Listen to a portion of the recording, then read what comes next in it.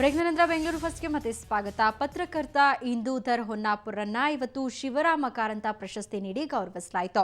ನಗರದ ಭಾರತೀಯ ವಿದ್ಯಾಭವನದಲ್ಲಿ ನಡೆದ ಸಮಾರಂಭದಲ್ಲಿ ಜ್ಞಾನಪೀಠ ಪ್ರಶಸ್ತಿ ವಿಜೇತರಾದ ಚಂದ್ರಶೇಖರ್ ಕಂಬಾರ ಇಂದೂಧರ್ಗೆ ಪ್ರಶಸ್ತಿ ನೀಡಿದರು.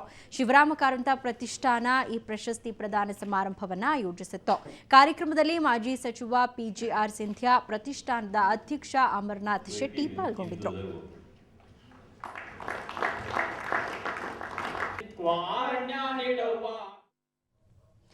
ಬೆಂಗಳೂರಿನ ಕಸದ ಸಮಸ್ಯೆ ಬಗೆಹರಿಸುವತ್ತ ನಮ್ಮ ಬೆಂಗಳೂರು ಪ್ರತಿಷ್ಠಾನ ಹೆಜ್ಜೆ ಇಟ್ಟಿದೆ. ಇವತ್ತು ಬಿಟಿಎಂ ಲೇಔಟ್ನ ಕುವೆಂಪು ಉದ್ಯಾನವನದಲ್ಲಿ ಕಸ ವಿಲೇವಾರಿ ಹಾಗೂ ಕಸ ವಿಂಗಡಣೆ ಕುರಿತು ಜಾಗೃತಿ ಕಾರ್ಯಕ್ರಮ ಹಮ್ಮಿಕೊಂಡಿತ್ತು.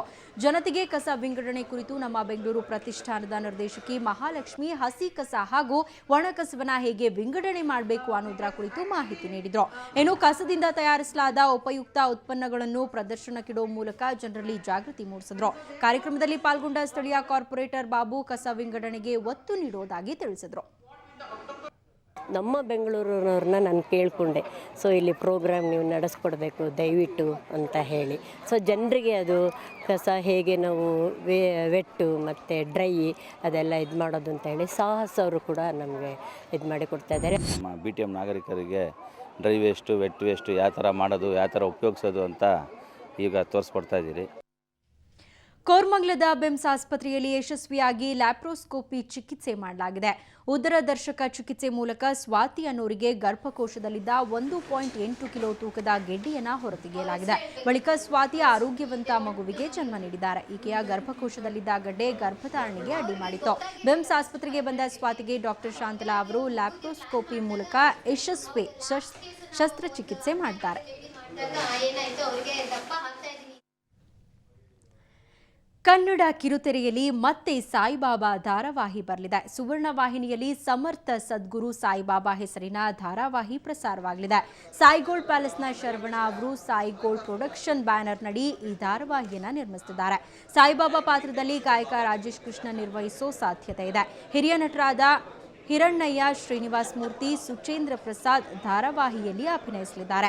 ನವೆಂಬರ್ 1ರಿಂದ ಪ್ರತಿ ಸೋಮವಾರದಿಂದ ಶುಕ್ರವಾರದವರೆಗೆ ಸಂಜೆ 5:30ಕ್ಕೆ ಸಾಯಿಬಾಬಾ ಧಾರಾವಾಹಿ ಪ್ರಸಾರವಾಗಲಿದೆ.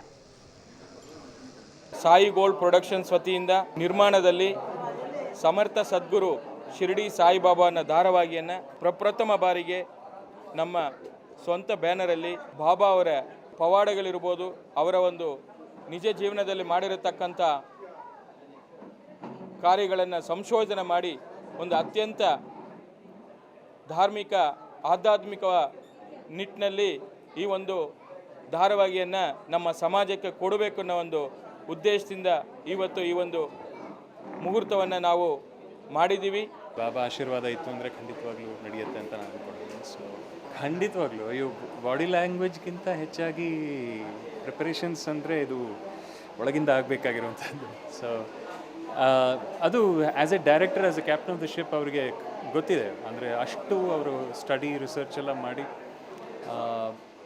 ಸಬ್ಜೆಕ್ಟ್ಸು ಅಷ್ಟು ಚೆನ್ನಾಗಿ ಅರ್ಥ ಮಾಡ್ಕೊಂಡು ಮಾಡ್ತಾ ಇದ್ದಾರೆ. ಇದು ಇವತ್ತಿನ ಬೆಂಗಳೂರು ಫಸ್ಟ್ ನೇರ ದಿಟ್ಟ ನಿರಂತರ ಸುದ್ದಿಗಾಗಿ ನೋಡ್ತಾ ಇರಿ ಸುವರ್ಣ ನ್ಯೂಸ್.